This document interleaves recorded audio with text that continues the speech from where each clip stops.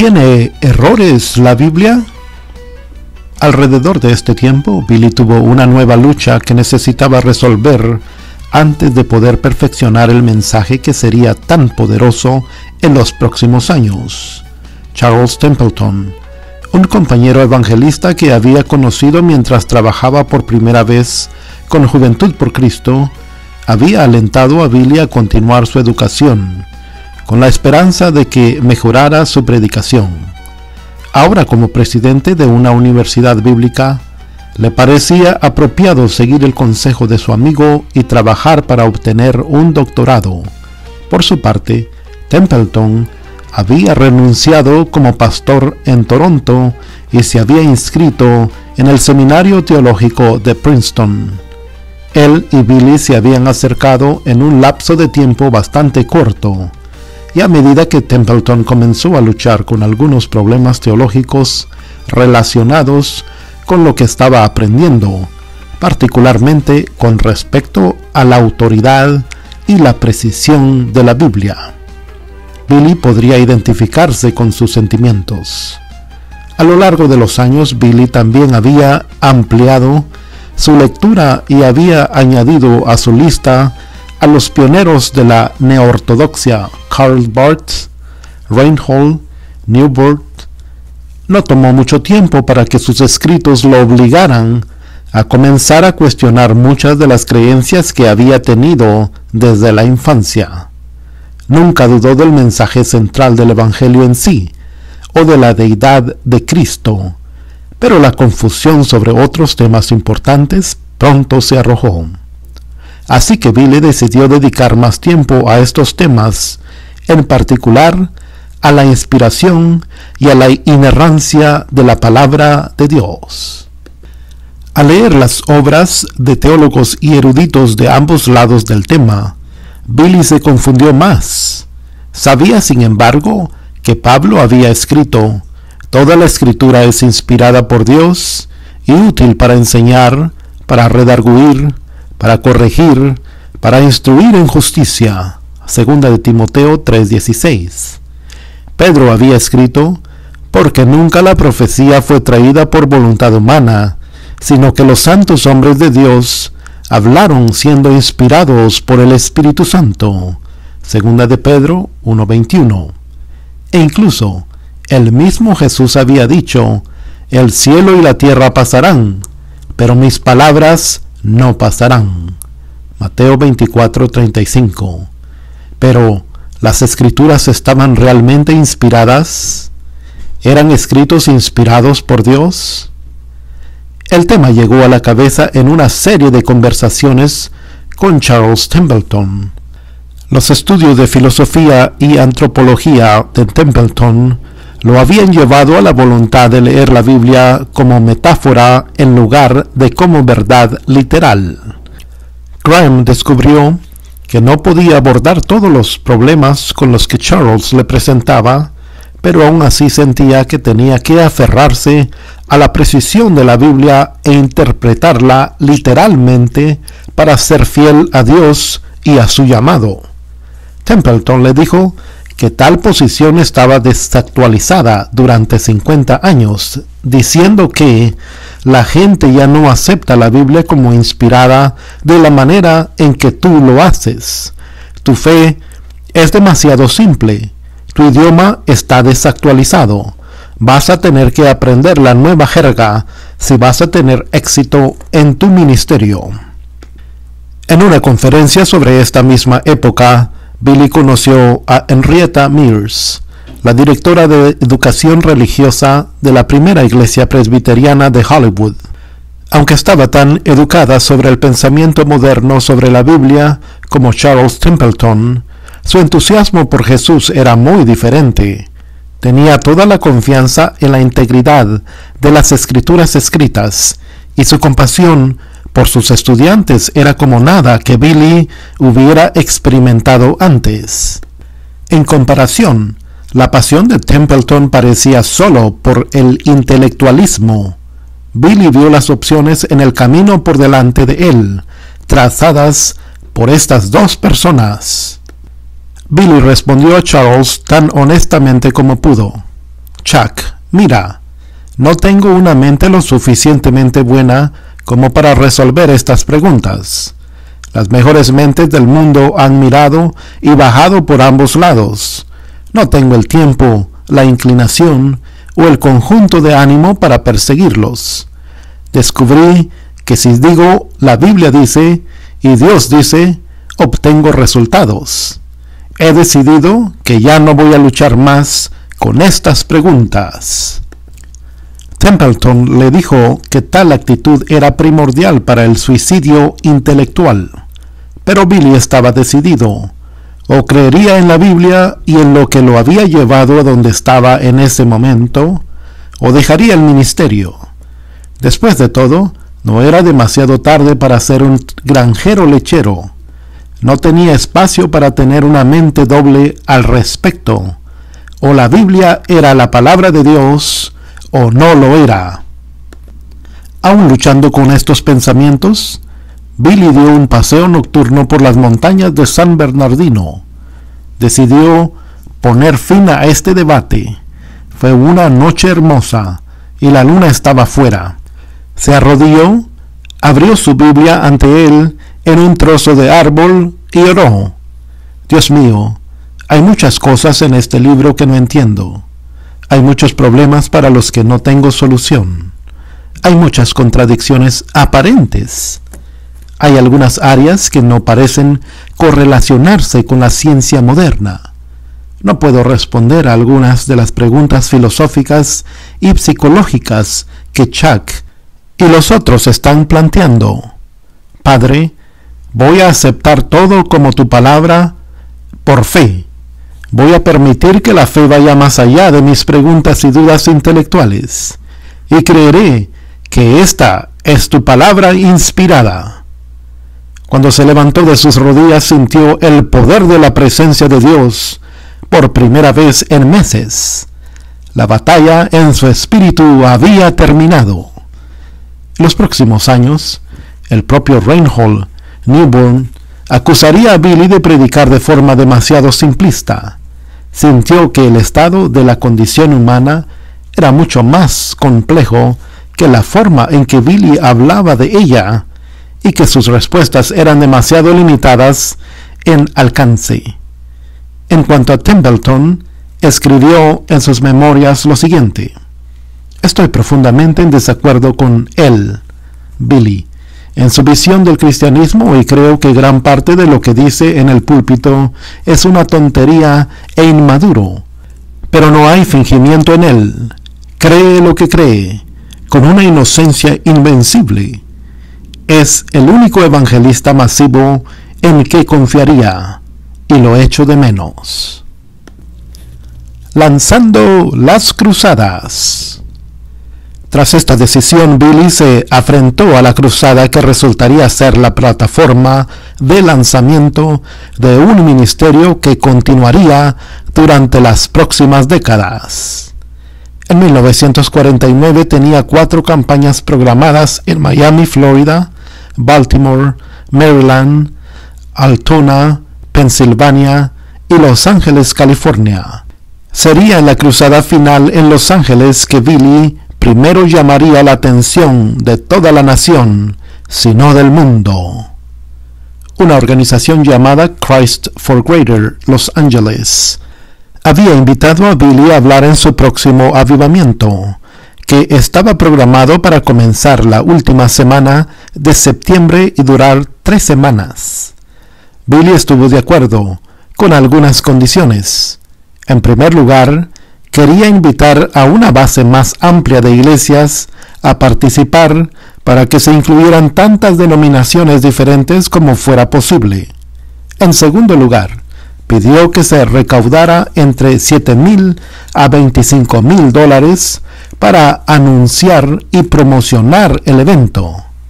En tercer lugar, quería una carpa más grande, una con capacidad para más de 5,000 personas. Su experiencia en la campaña le había enseñado que las multitudes generalmente crecían a medida que las reuniones continuaban.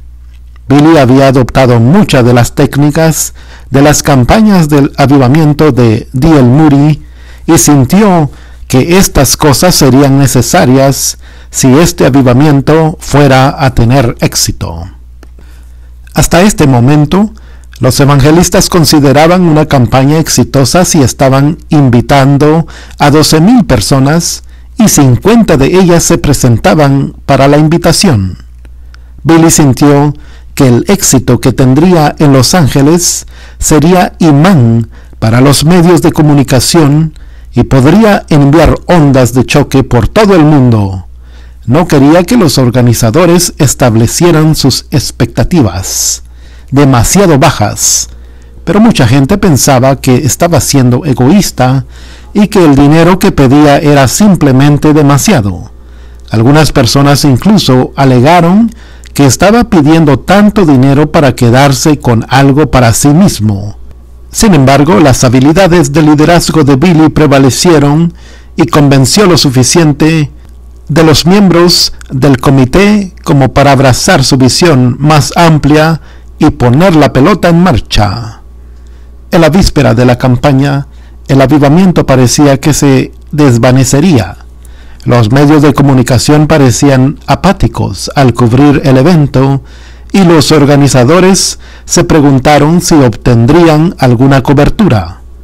La conferencia de prensa anticipada tuvo pocas asistencias y no produjo una línea de copia en los periódicos locales.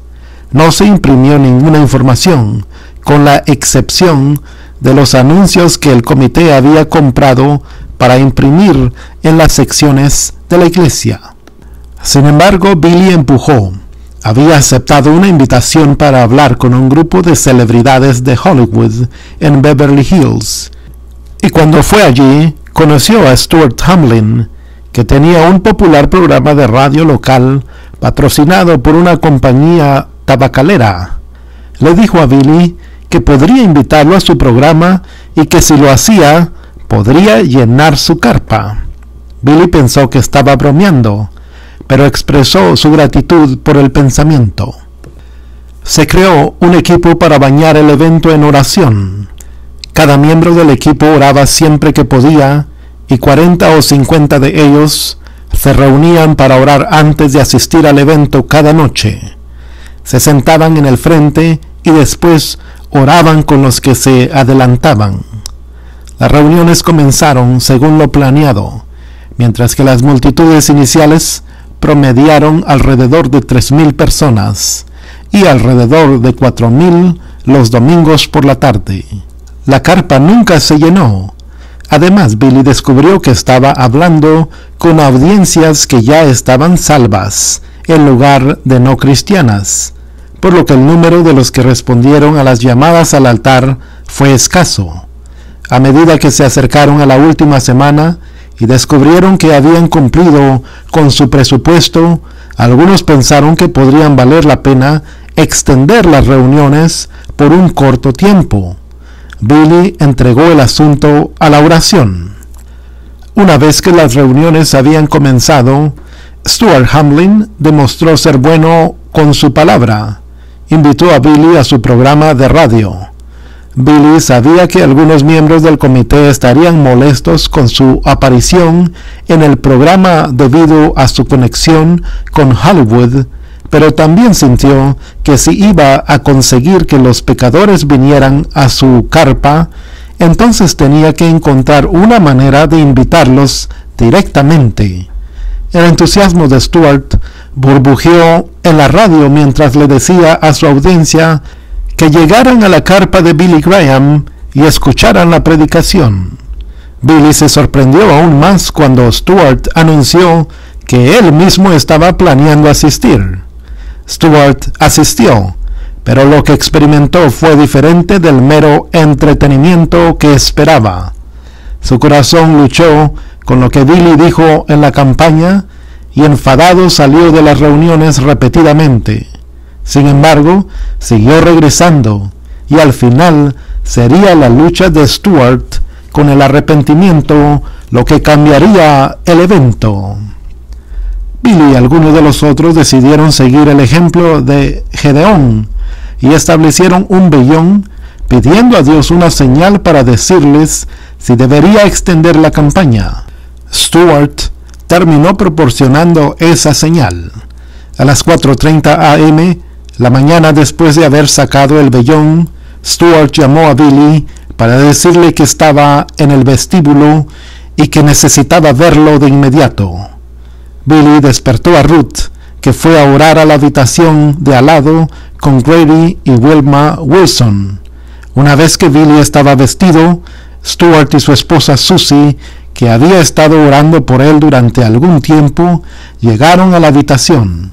Stewart y Billy hablaron durante un tiempo, luego oraron juntos, y Stewart dio su corazón al Señor. En el servicio de la noche siguiente, se presentó en respuesta a la llamada del altar. Por su respuesta, Billy y el comité vieron que el trabajo de la campaña aún no estaba terminado, por lo que decidieron extenderlo. Sin embargo, aún no habían decidido cuánto tiempo. Puff Graham. La primera semana de la campaña extendida, Stewart pronunció su testimonio por radio y el interés comenzó a aumentar.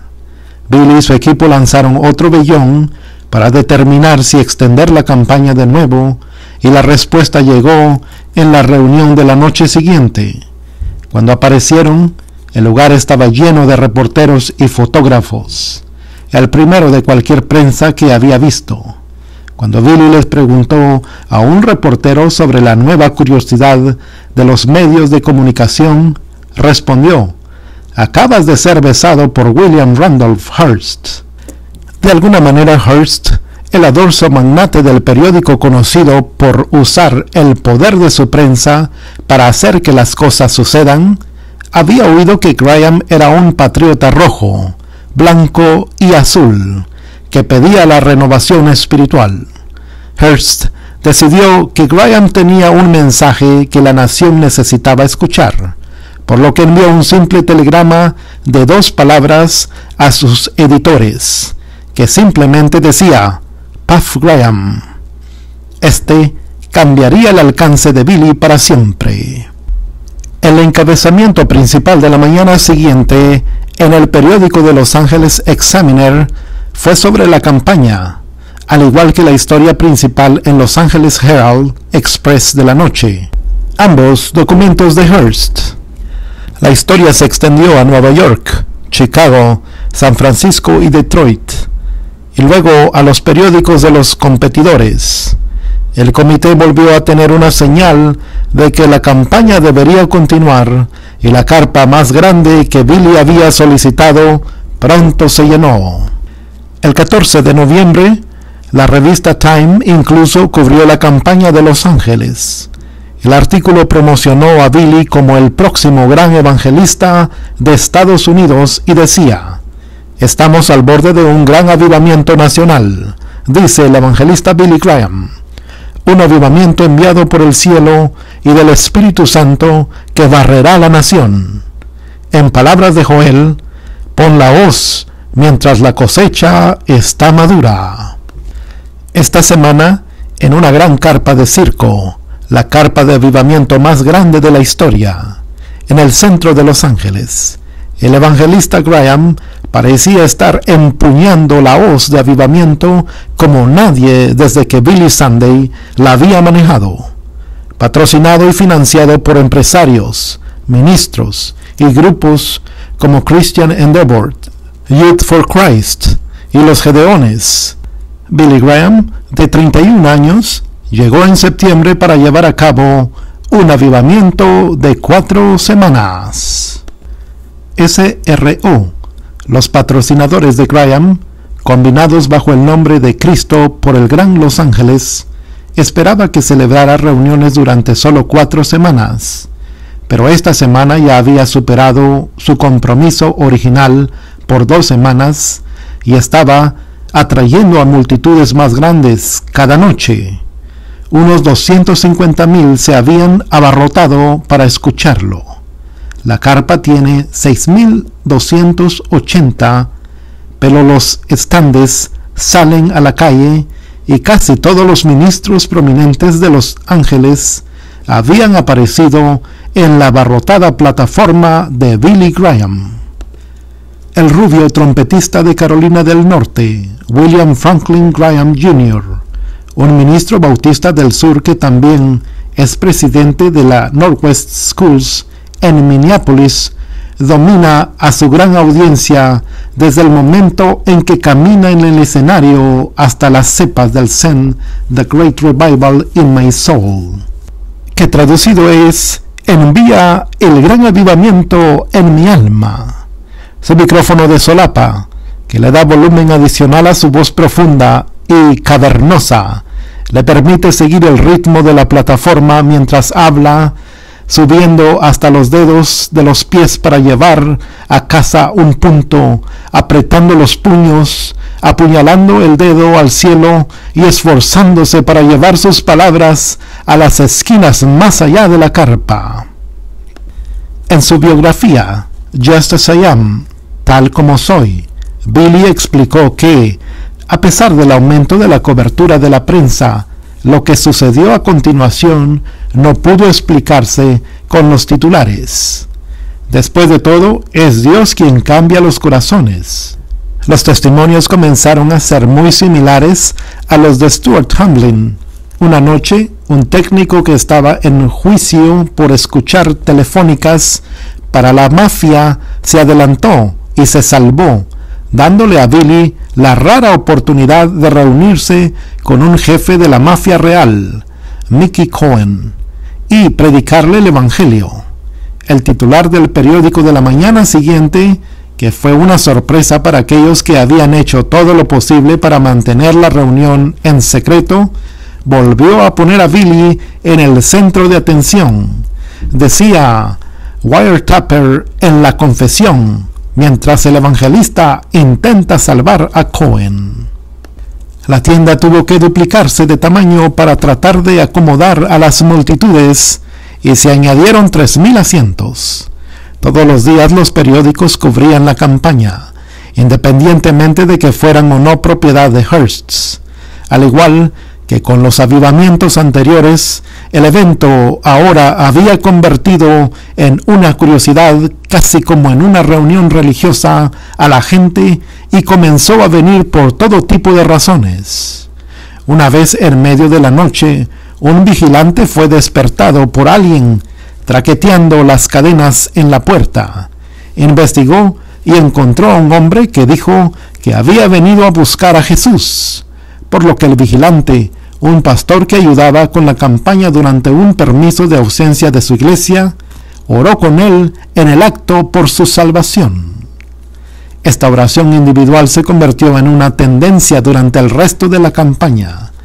La gente a menudo caminaba sola o en parejas, horas después de que terminara el servicio, buscando a alguien para orar con ellos. Los sermones parecían secundarios a la atmósfera del Espíritu Santo trabajando en los corazones. Una noche, un hombre vino directamente en un bar a las reuniones. Caminó directamente por el pasillo en medio del sermón, pidiendo a alguien que orara con él.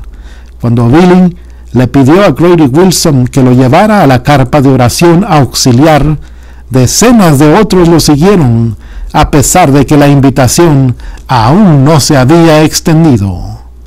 Pronto el avivamiento comenzó a aparecer en los noticieros que todavía eran grandes en los cines en ese momento. La cara de Billy Graham estaba empezando a recibir reconocimiento nacional.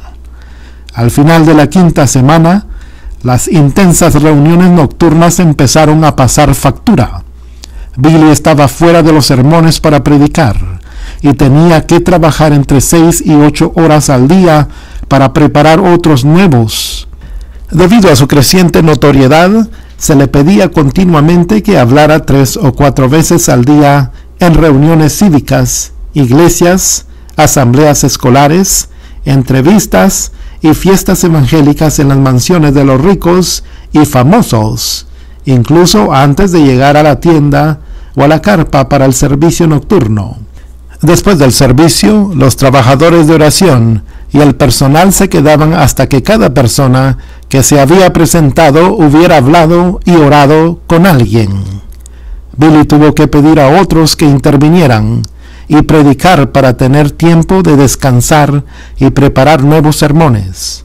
Aún así, el comité no sintió la libertad para terminar las reuniones durante otras 8 semanas. Las reuniones tampoco terminaron porque los números estuvieran disminuyendo.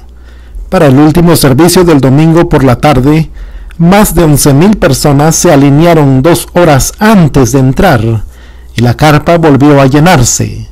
Miles fueron dejados afuera, incapaces de caber bajo la carpa, pero se acercaron lo más cerca que pudieron en un intento de escuchar la predicación de Billy.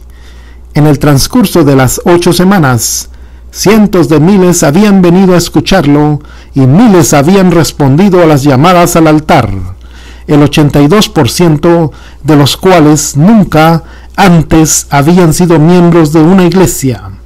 Miles de otros se habían presentado para volver a comprometer sus vidas con Cristo. Había pasado algo más inesperado. Billy Graham era ahora una celebridad reconocida por toda la nación. Desbordamiento de la campaña. ¿La campaña de Los Ángeles había sido un destello en la sartén? Obviamente no. Cuando Billy viajó a Boston, la campaña atrajo a la mayor multitud de cualquier evento en esa ciudad en la víspera de Año Nuevo. La campaña se trasladó al jardín de Boston de 13,000 asientos porque era necesaria la habitación adicional.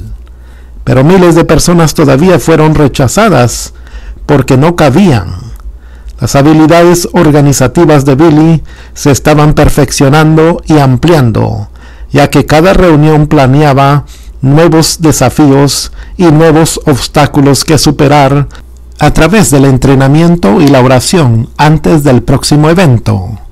Billy y su personal racionalizaron el proceso de manejo de multitudes tan grandes y gestión de la logística del alcance evangélico, convirtiendo a sus reclutas en una máquina organizativa lo suficientemente disciplinada como para manejar el número de asistentes y conversiones por igual.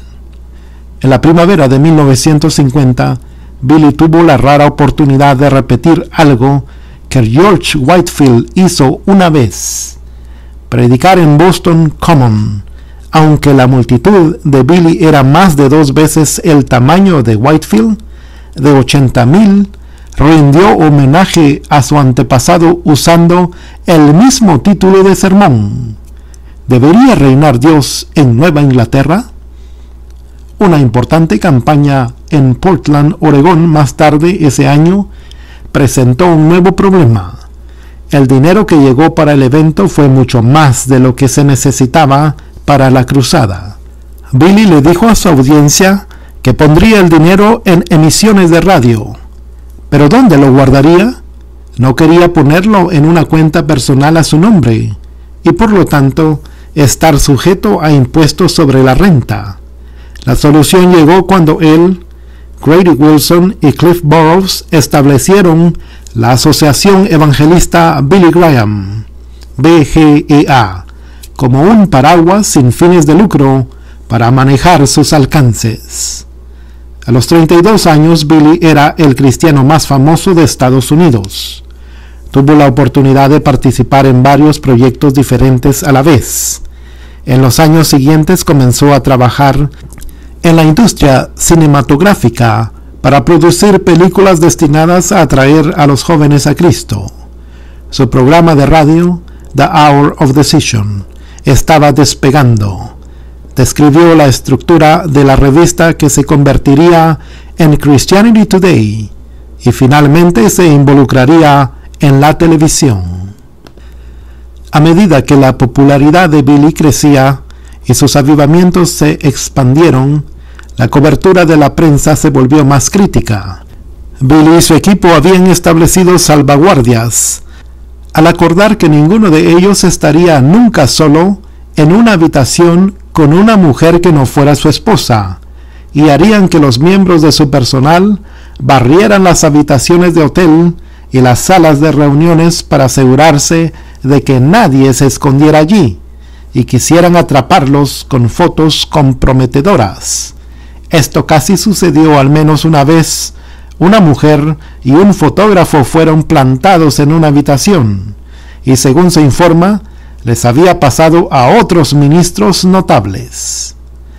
Luego, en Atlanta, se reveló a la prensa que la ofrenda de amor de Billy y Cliff Burrows al final de las reuniones extendía el salario anual de la mayoría de los ministros locales.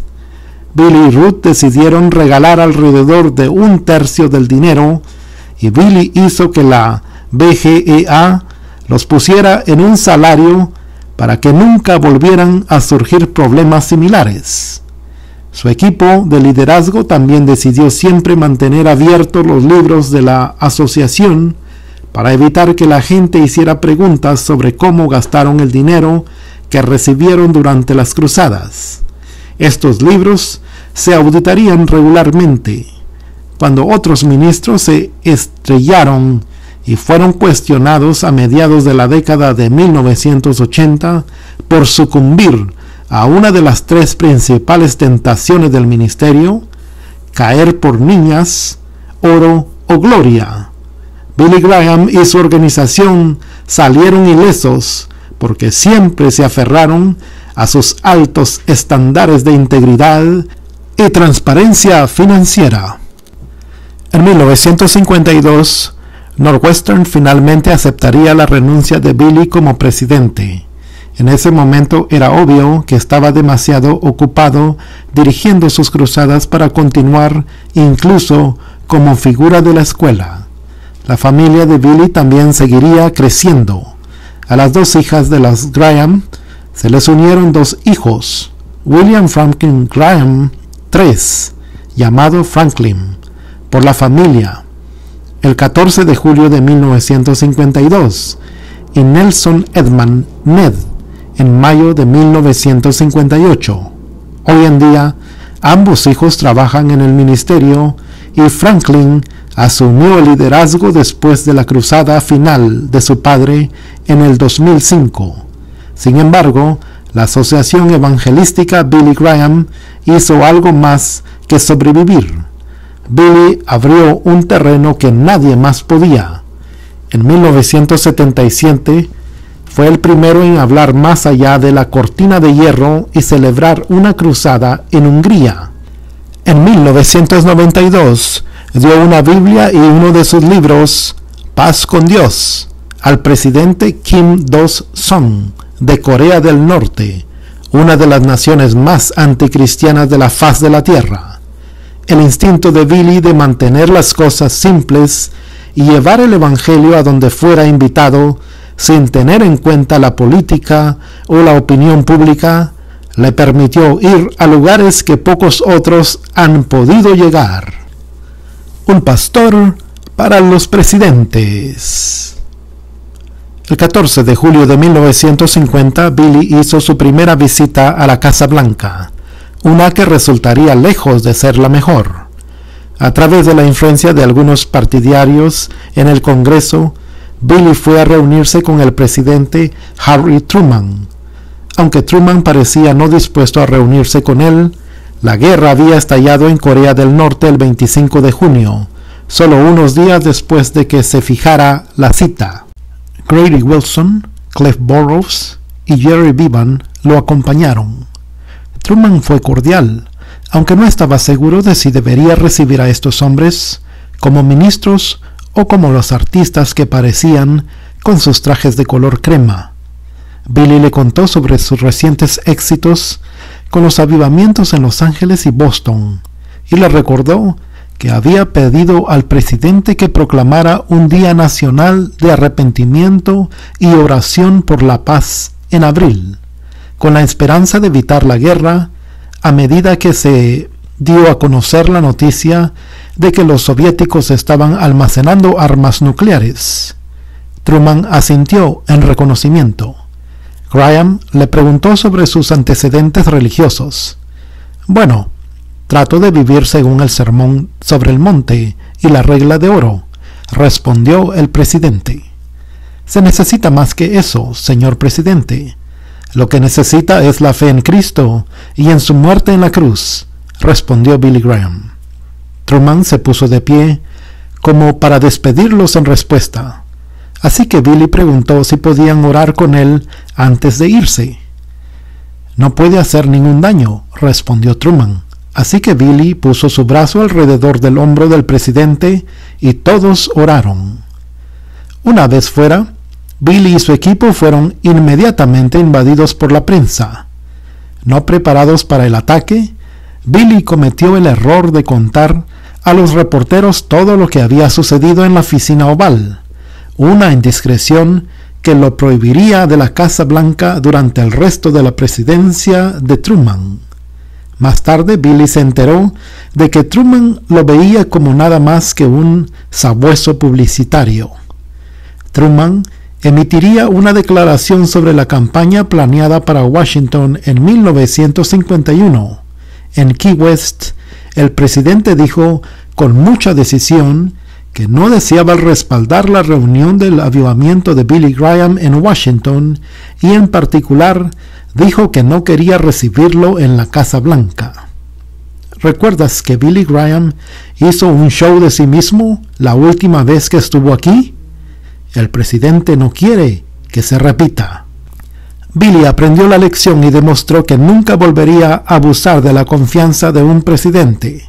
Se convirtió en un confidente de todos los presidentes durante las siguientes 5 décadas y media.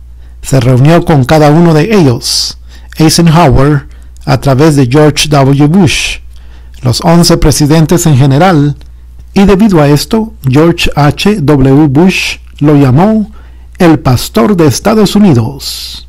Las cosas habían cambiado tan rápidamente para Billy a principios de la década de 1950 que dentro de un año de ser despedido por Truman, se encontró escribiendo a Dwight Eisenhower y animándolo a postularse para presidente. Era un lugar extraño para él. Como sureño y bautista, Billy era básicamente demócrata de nacimiento, pero en ese momento Eisenhower aún no había declarado una afiliación partidaria. Sin embargo, cuando finalmente se presentó como un candidato a la nominación republicana a la presidencia, Billy no vaciló en su apoyo secreto. Cuando Eisenhower le pidió a Billy que le ayudara a trabajar un sesgo más religioso en sus discursos, Billy ofreció voluntariamente algunos versículos de las Escrituras que pensó que podrían ayudar. Sin embargo, le advirtió que no podía emitir una declaración que lo apoyara, ya que no quería que su plataforma para el Evangelio fuera mal utilizada para la política. Eisenhower lo aplaudió por su integridad en el asunto. Billy siguió siendo amigo de Ike durante toda su presidencia, incluso si nunca pudiera llamar al presidente con ese apodo. Siempre fue señor presidente en la Casa Blanca y había sido general antes. Sin embargo, Billy pronto aprendió su valor para los hombres cuyos amigos y asociados generalmente querían algo de ellos. En 1955, Eisenhower le preguntaba a Billy cómo podía saber que se había salvado. Es interesante que Billy dijera de esto: no sentí que pudiera responder a su pregunta tan bien como otros. Parece dudoso que John Wesley, Charles Finney o incluso Peter Cartwright se hubieran quedado cortos con eso. Cada una de sus experiencias de conversión influyó en gran medida en sus enseñanzas sobre cómo la gente podía saber que se es salvo. Billy tuvo respuestas más exhaustivas para el presidente John F. Kennedy cuando preguntó cómo terminaría el mundo. ¿Es esto un hecho revelador para una generación de creyentes que hoy pueden pasar años estudiando el libro de Revelación, pero terminar un curso sobre los dones del Espíritu Santo en una lección? Billy pronto se enteró de que necesitaba ministrar a los presidentes de los Estados Unidos como ministraría a cualquier otra persona. No estaba allí para convencerlos de nada más que cuidar el destino de sus almas. y para demostrar que se necesitaban amar a aquellos que se oponían a ellos tanto como amaban a sus partidarios más ardientes. Debido a que Billy era una figura tan popular, muy respetada y bien considerada por los evangélicos de todo el país, muchas personas equiparon su voluntad de hacerse amigos de los presidentes y orar con ellos con su respaldo. En 1981, después de años de experiencia con esto, e incluso algunos fracasos espantosos, aconsejó: los evangélicos no pueden identificarse estrechamente con ninguna parte o persona en particular. Tenemos que pararnos en el medio, predicar a toda la gente, de derecha e izquierda. No he sido fiel a mis propios consejos en el pasado. Lo haré en el futuro. Esto rara vez era un problema para los evangélicos cuando favorecían al presidente. Pero cuando Bill Clinton ganó la presidencia en 1992 y Billy todavía lo visitaba en la Casa Blanca, muchas personas dijeron que se había convertido en traidor a su fe. Sin embargo, Billy había conocido a los Clinton durante años y no se negaría a la oportunidad de influir en ellos hacia Cristo o orar con ellos, sin importar lo que dijeran. En 1989, mientras Billy estaba en Little Rock, Arkansas, Hillary Clinton lo invitó a almorzar. Su única estipulación fue: no como solo con mujeres hermosas. Así que se reunieron en el comedor de un hotel y hablaron durante un par de horas. Años más tarde dijo que Bill Clinton, cuando dejó la presidencia, debería haberse convertido en evangelista porque tiene todos los dones, y luego agregó: y podría dejar a su esposa para dirigir el país. Esto enfureció a muchos miembros de la derecha religiosa que lo vieron como un respaldador de Hillary para la presidencia. Franklin Graham se presentó más tarde para aclarar que el comentario era una broma, pero esto hizo poco para aliviar las críticas. A los demócratas no les había gustado mucho cuando Billy todavía visitaba al presidente Richard Nixon después de su renuncia. Nixon tenía tanto respeto por Billy que en realidad le había ofrecido el puesto de embajador en Israel en una reunión con Golda Meir. Dije que el Medio Oriente explotaría si iba allí, recuerda Graham. Golda luego se acercó debajo de la mesa y me apretó la mano. Ella estaba muy aliviada. El presidente Gerald Ford dijo una vez: Billy vino a la Casa Blanca para darme el tiempo de tranquilidad que era importante en las decisiones y los desafíos en el país y en el extranjero. Cada vez que estaba con Billy, tenías la sensación especial de que él estaba allí para darte ayuda y orientación para resolver tus problemas. En un evento en honor a Billy en mayo del 2007, el presidente Bill Clinton dijo de él: cuando ora contigo en la oficina oval o arriba en la Casa Blanca, sientes que está orando por ti, no por el presidente. En el mismo evento, el presidente Jimmy Carter dijo: soy solo una de las decenas de millones de personas cuya vida espiritual ha sido moldeada por Billy Graham. Cuando era joven, Carter había trabajado en una de las cruzadas de Billy en Georgia.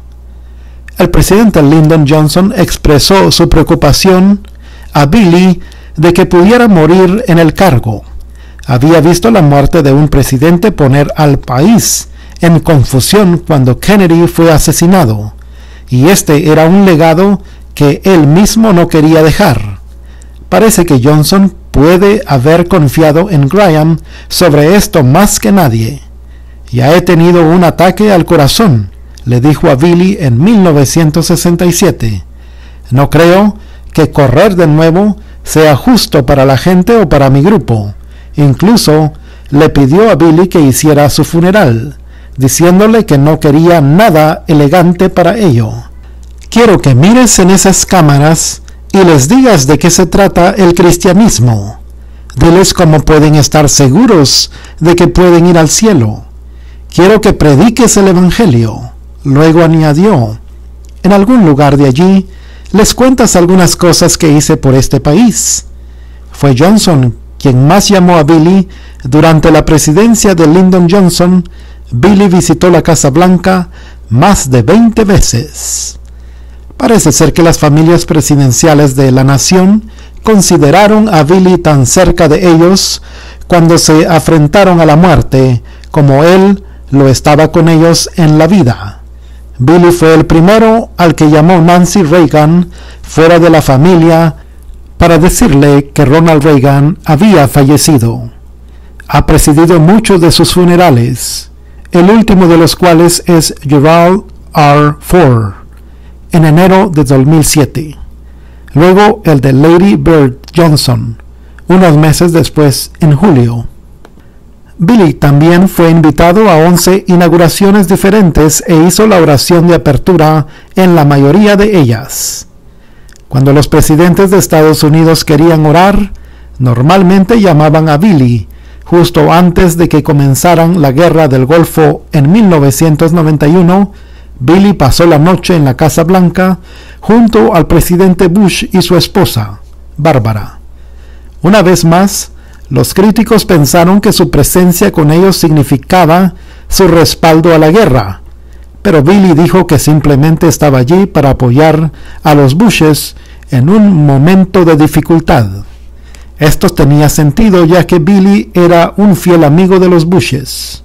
En 1985 había dado un largo paseo por la playa con el hijo del presidente George W., que puso al hombre del petróleo de 40 años en el camino de la salvación.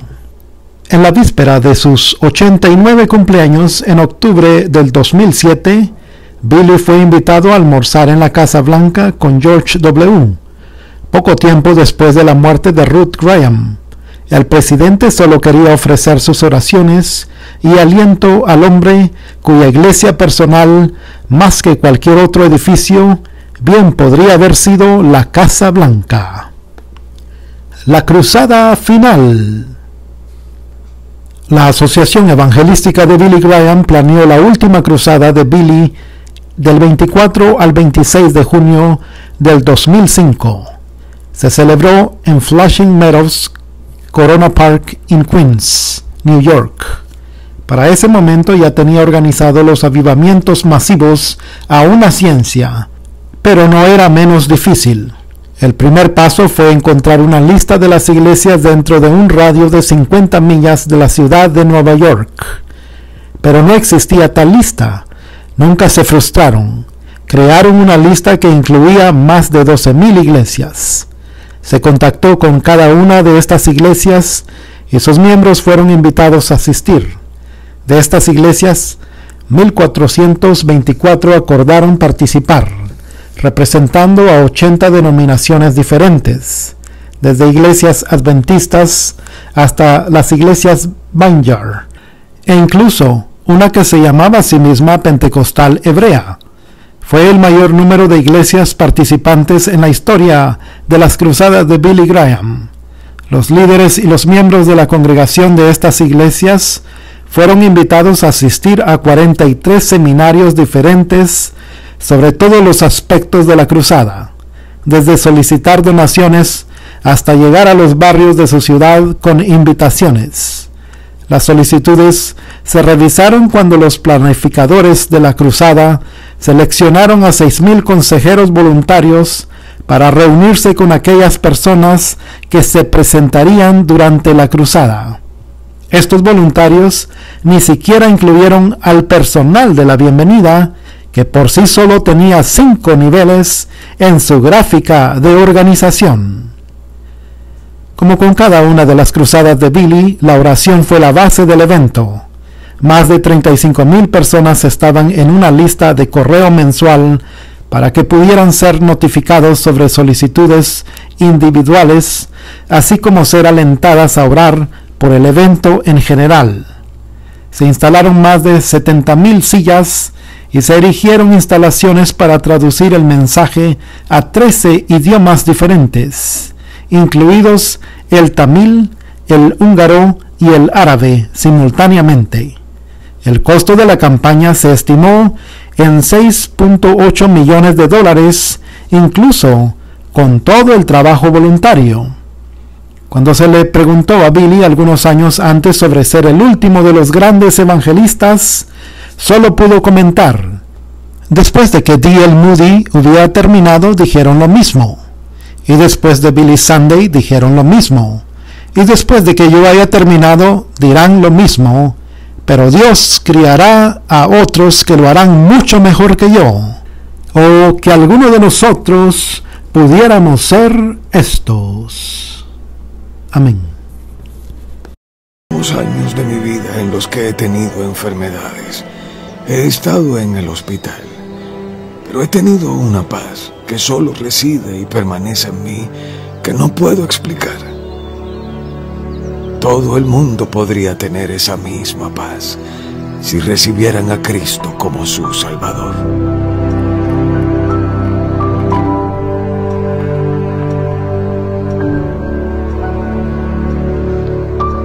Yo sé que iré al cielo. Lo estoy esperando con gran ilusión, por lo que Jesús hizo en la cruz.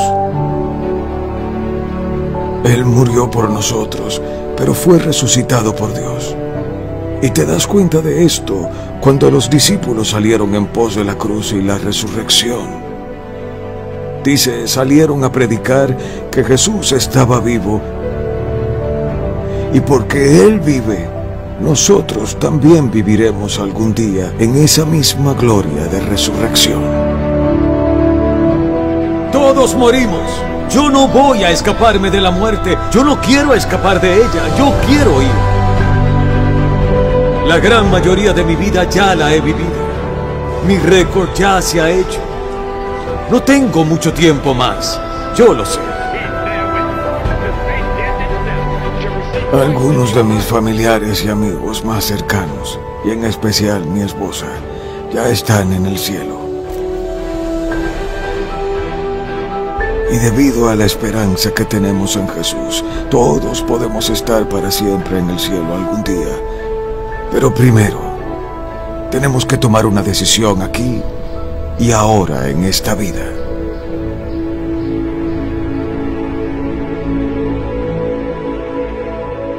Un cambio radical debe ocurrir antes de que puedas entrar en el cielo, antes de que puedas ser aceptado por Dios. Tú dirás, bueno, ¿qué tengo que hacer? Debes arrepentirte de tus pecados.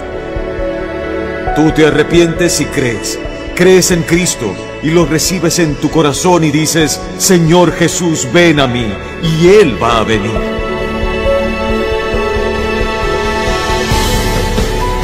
Tú no tienes mucho tiempo. Tú estarás en la eternidad y la decisión que tú tomes esta noche puede decidir dónde estarás.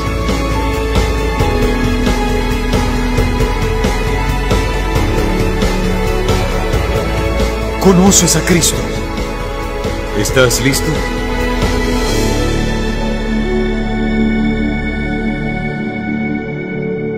Hoy te pido que pongas tu fe en Cristo. Si quieres rendirte a Cristo, puedes orar como yo lo hice. Puedes orar como yo lo hice. Querido Padre Celestial, Reconozco que soy un pecador. y te pido perdón. Creo que Jesús murió por mis pecados. Y resucitó de la muerte. Me aparto de mis pecados. Me arrepiento de mis pecados. Te invito a entrar en mi corazón y en mi vida. Deseo confiar en ti y seguirte. Como mi Señor y Salvador. En el nombre de Jesús. Amén.